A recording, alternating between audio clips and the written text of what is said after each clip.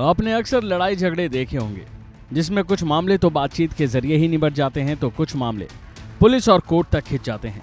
जैसे कि आपने हालिया घटना देखी होगी बॉलीवुड एक्ट्रेस कंगना रनौत की।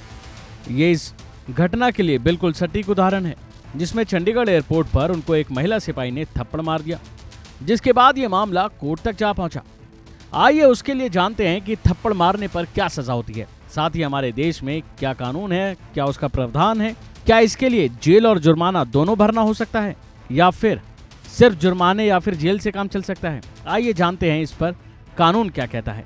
इसको लेकर सुप्रीम कोर्ट के वकील आशीष पांडे के मुताबिक थप्पड़ मारने की स्थिति में आईपीसी की अलग अलग धाराएं लगाई जा सकती हैं।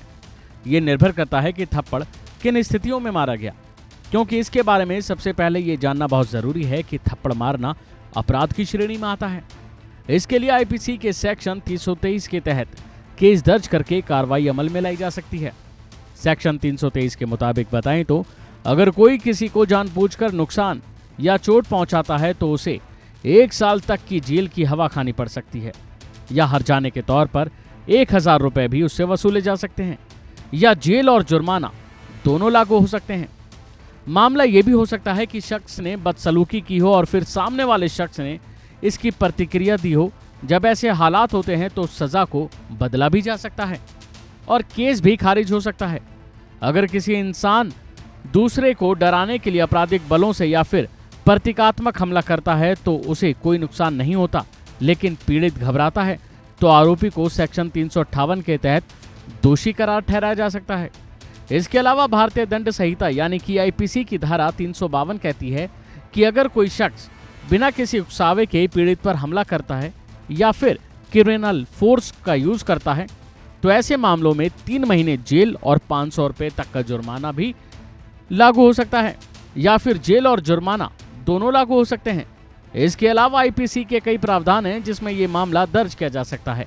और अगर बात करें इस मामले की तो जांच रिपोर्ट सामने आने के बाद ये तय हो पाएगा कि इस मामले में कौन सी धाराएं लगाई गई हैं।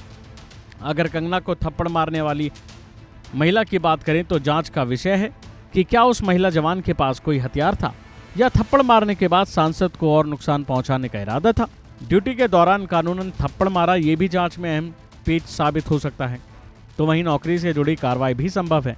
हालांकि कार्रवाई क्या होगी और कितनी होगी ये तो जांच के बाद ही सामने आएगा।